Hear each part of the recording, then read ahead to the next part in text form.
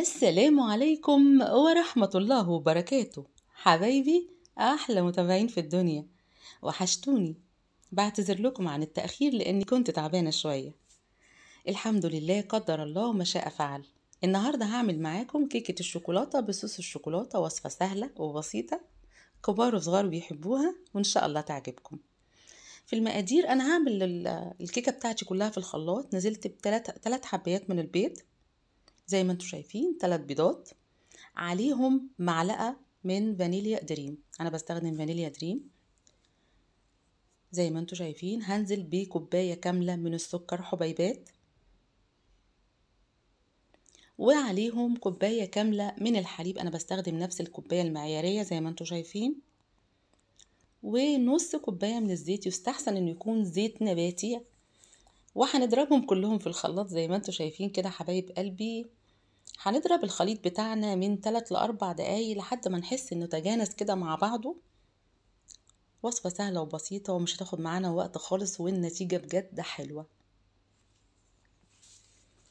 زي ما انتوا شايفين كده. دلوقتي بقى حبايب قلبي عندي كوباية ونص من الدقيق، عليهم معلقة صغيرة من البيكنج باودر، عليهم ذرة من الملح. طبعا الدقيق ده انا نخلاه، وايا ما كان الدقيق بنخله يعني مهما كانت جودته. عليهم نص كوباية من الكاكاو الخام. ومهم قوي تختاري نوع كاكاو يكون كويس، يعني نوع الكاكاو لما بيكون كويس بيفرق في الوصفة بتاعتنا دي. وهنقلب زي ما انتوا شايفين، بنقلب الدقيق بتاعنا مع الكاكاو مع البيكنج باودر مع ذرة الملح اللي احنا حطيناها، بنقلبهم كويس مع بعض. ودلوقتي حبايب قلبي بعد ما قلبناهم وتأكدنا ان احنا قلبناهم كويس، هننزل بقى بالخليط بتاعنا اللي احنا ضاربينه في الخلاط. وبالسباتولا كده هنحاول نلملم كده الجوانب بتاعتها الاول قبل ما نستخدم المضرب اليدوي. بنحاول نلم الجوانب بتاعتها كده. بعد كده هنبتدي نستخدم المضرب اليدوي عشان يسهل علينا الموضوع. الخطوة دي يعني ما تقلش عن دقيقتين كاملين لحد ما نتأكد ان الخليط بتاعنا كله امتزج كده وبقى فيه تجانس بينه، ومبقاش فيه بقى اي فقاعات كده، ومبقاش فيه اي يعني تكتلات فيها. بنقلب زي ما انتوا شايفين. بجد الوصفة سهلة جدا ومبتاخدش معانا وقت خالص. طبعا الفرن بتاعنا في الوقت ده احنا مشغلينه على درجة حرارة 170.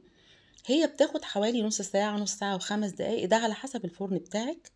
المهم اول ما الكيكة بتاعتنا بتطلع ريحتها ضروري قوي نعمل لها اختبار وناخد بالنا منها. زي ما انتوا شايفين الكيكة بتاعتنا بقت جاهزة، بسم الله ما شاء الله. انا هستخدم القالب ده اللي على شكل قلب. انا حطيت ورقة زبدة ودهنت القالب، بس حسيت ان القالب كان كبير عليها بصراحة، يعني كنت لو قالب اصغر كان هيفرق. بصراحة انا اصلا اول مرة بستخدم القالب اللي هو اللي على شكل القلب ده. كنت عندي بقى الفترات طقم ما استخدمتوش، ففكرت ان استخدمه النهاردة. هندخلها الفرن كده وهنشوفها مع بعض لما تطلع تبقى عاملة ازاي. احنا هندخلها الفرن زي ما قلت كده درجة حرارة 170.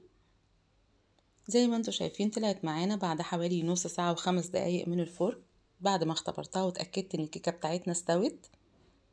زي ما انتوا شايفين هنيجي بقى للخطوة التانية دلوقتي. عندي نص كوباية من الحليب، عليها معلقتين صغيرين من السكر، وبقلبهم كويس جدا لحد ما السكر يدوب، وابتدي اسقي بيهم الكيكة بتاعتي وهي لسه طالعة من الفرن. زي ما انتوا شايفين بنسقي الكيكة بتاعتنا كده. الحليب بقى بيخليها طرية جدا من جوه، وبصراحة بيديها برضو يعني طعم حلو، بيطريها قوي، تبقى حلوة قوي. زي ما انتوا شايفين بنحاول نسقيها كده من كل الجوانب بتاعتها. طبعا لو كانت اكبر هنزود الكمية. تقدري كمان تحطي نكهات، ممكن تحطي نسكافيه. بجد بالنسكافيه كمان بتبقى حلو، بيبقى طعمها حلو قوي، بيبقى طعمها مختلف. وتقدروا كمان تزودوا نسكافيه لو حابين، للصوص بتاع الشوكولاتة بيديها طعم حلو. دلوقتي بقى هنعمل الصوص بتاعنا. نص كوباية من السكر، نص كوباية من الحليب، 4 معالق من الكاكاو الخام، عندي نص كوباية من الزيت النباتي بنزل بيها تدريجيا. انا استخدمت الهاند بلندر لاني بحس ان الخلاط بيهدرها، يعني بيهدر الصوص الشوكولاتة، فاستخدمت الهاند بلندر زي ما انتم شايفين كده. تقدروا طبعا تضاعفوا الكمية، بس عايزة اقول لكم الكمية دي هتعمل معايا الكيكة بتاعتي، وكمان هيتبقى معايا كمية مش بطالة كده، هشيلها في علبة في التلاجة لما احتاجها بعد كده لأي حاجة تانية. بنخفقه كده او بنضربه كده لمدة 3 دقايق زي ما انتوا شايفين كده، بنريح شوية الهاند بلندر وبعدين بنرجع نشغله تاني لحد ما نتأكد بقى ان هو بقى يعني معانا ادانا القوام المظبوط. الزيت بينزل تدريجيا، هو اخر حاجة. زي ما انتوا شايفين انا بنزل الزيت كده تدريجيا لحد ما بيديني القوام والتقل اللي انا عايزاه للصوص بتاعي. زي ما انتوا شايفين انا هوريكم بقى القوام عامل، بصوا القوام عامل ازاي. صوص حلو قوي، ممكن تزودوا له نسكافيه لو حابين، بيدي طعم حلو قوي برضو. بس انا المره دي مش هعمل كده، انا اكتفيت بالصوص الشوكولاته. بجد صوص الشوكولاته طالع طعمه حلو قوي قوي قوي. عشان كده بقول لكم اهتموا قوي بالكاكاو، بنوع الكاكاو اللي هتجيبوه، لان نوع الكاكاو هو اللي بيفرق قوي في الوصفه دي، بيفرق في الطعم. زي ما انتوا شايفين كده انا بقى بدهن وشها.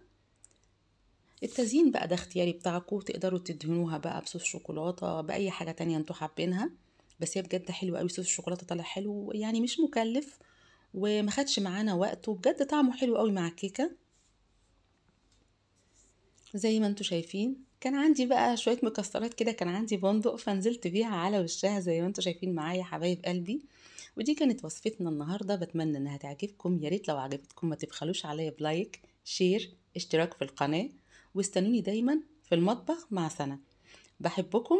السلام عليكم ورحمة الله وبركاته.